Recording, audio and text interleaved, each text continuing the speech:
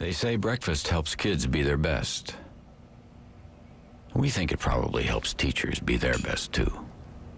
Quaker Instant Oatmeal. Does your breakfast make you amazing?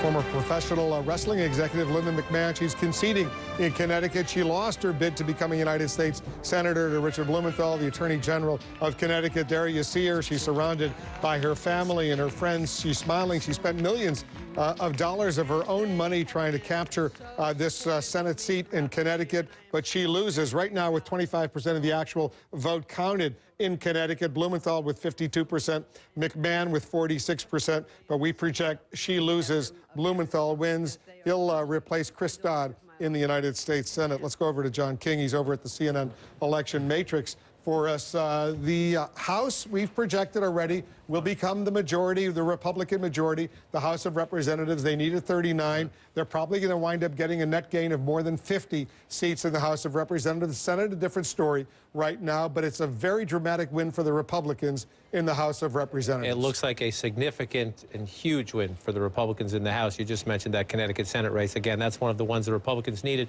to get to 10. If you're looking behind me, you've been with us throughout the night. This is the CNN 100, the 100 most competitive House races. We started the night, 91 of these slates were blue because those seats were held by Democrats. You're seeing more and more red, and if it's flashing at you at home, that's because that seat changed hands. I want to give you a sense of how deep so far, and we have a long way to go, how deep so far the Republican victory is. Here's Florida 2. This is Alan Boyd. He was the Democratic incumbent. He will be a former congressman. He'll be a congressman until January, of course, but he will now be a former congressman. He was elected back in 1996. This is not a new Democrat who just came to Washington in the last couple of elections. This is a veteran incumbent. In fact, if you go back and look at his race in 2008, he got 61% of the vote last time. So he won with 61% of the vote in a presidential year, but tonight he is losing 55% to 40% as you see Democrats being rebuked there. That's the class of 1996. Let's move over here and come a little closer to more of these other classes. You come through 2002, 2006. This is the class that made Nancy Pelosi Speaker in 2006. The huge Democratic wins, the last midterm of the George W. Bush presidency. Mary Madeline's over there at the table. She'll cringe just at the mention of that.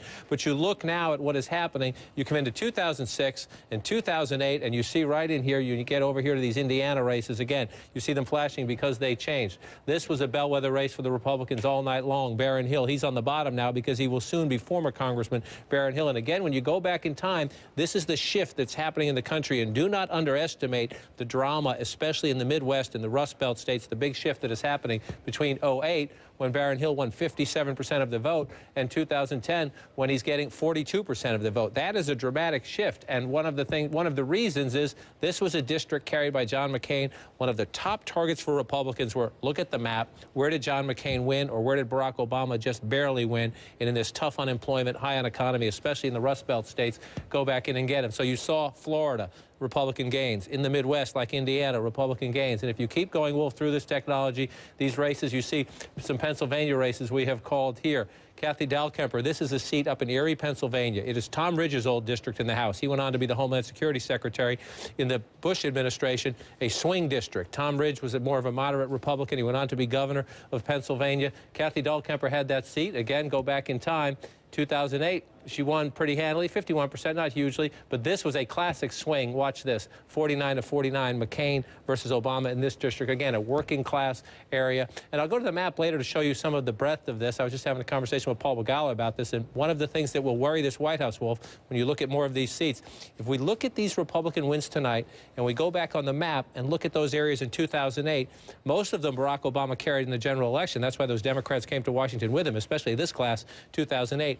But if you go back to the Democratic primaries, a lot of the places Democratic House candidates are losing tonight are places Barack Obama struggled during the Democratic primaries. It'll be something the White House will be watching as they try to piece together what happened, what whacked us tonight, and what lessons do we need to learn heading into 2012. And when you say what whacked the Democrats in the House of Representatives, let me just point out to you, John, and to our viewers right now, our statisticians, our experts are going through all these 435 House races, and CNN now projects that the Republicans will actually carry more seats, have a net gain of more than 52. That's the number that the Republicans won back in, as you and I remember, 1994, when Newt Gingrich became the Speaker, had the contract with America. Right now, we're projecting not only the 39 net gain that they needed to become the majority, not only 50, but more than the 52 that the Republicans won back in 1994. And that comparison is a very important point, because President Clinton took him a while, but he moved to the center. He found out how to deal on some issues with the Republicans, and he learned to square off vehemently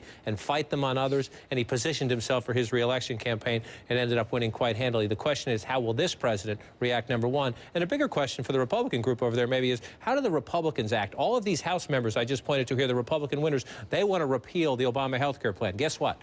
Even if they win those 52-plus seats, even if they win 70 seats tonight, they'll be able to pass repeal maybe in the House, but they can't get it through the Senate, which is going to be probably likely narrow Democratic majority. And even if they could, the president has a veto pen. So how does this new Republican majority in the House deal with frustration and setback? That's a question. Will be a question for them soon, but tomorrow it's a question for the president of the United States. We'll see what the Democrats do about Nancy Pelosi. Will she be the minority leader in the House or not? Our standby, we have a lot more to go through. John's going to be back here. We're going through all of these numbers. Anderson Cooper's here with the best political team on television. We're watching Nevada very closely right now. The polls have closed in Nevada. Will Harry Reid win or Sharon Engels? Stand by.